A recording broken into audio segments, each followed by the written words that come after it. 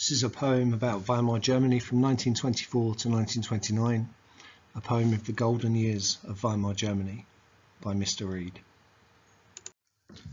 23 was a bad year for Weimar. Nazis, money, the French, what a mess.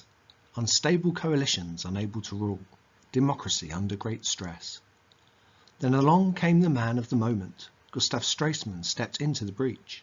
Stability was what the Chancellor sought, first with France an agreement to reach. He ended the passive resistance. Back to work German workers were sent. Reparations were sent off to Paris. Back off home the French soldiers went. Solving the hyperinflation needed currency with a new name. The Rentenmark seemed to do the job. It is stable, Herr Stresemann could claim. Next, what about reparations? How to pay, how to grow was his cause. Gustav opened up talks with America and got a plan with a guy called Charles Dawes. The Yanks would loan Weimar dollars to pay off the debts that they had, more money to develop their industry. Things were not looking too bad. Stresemann then moved on to foreign affairs. They don't trust us, they blame us for war. Locarno was thought up to keep them all safe. Agreed borders with conflict no more. League of Nations then admitted his country, a great power of notable size. Stresemann's achievements impressive enough to win the great Nobel Peace Prize.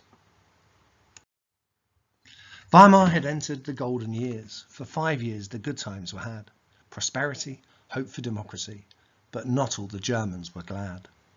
Many still hated the government. Lost savings and treaties brought shame. Reliance on foreign investment, the Jews and socialists were there to blame. Weimar was on a volcano. If US short-term loans should stop, the chaos would come back to haunt them. Democratic belief would then stop. On the face of it, Deutschland was booming, blazing a cultural trail, with clubs, films and music setting the trend and equal rights for the German female. But then in October of 1929, the stock market on Wall Street did crash.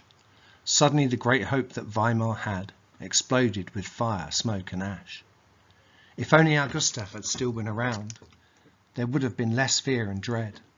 But when the depression hit Germany, poor old Stresemann was already dead. For Weimar the good years were over. Herr Brüning was trying his best, but the Nazis and commies were gaining ground. The Republic was soon laid to rest. Thank you. That's the end.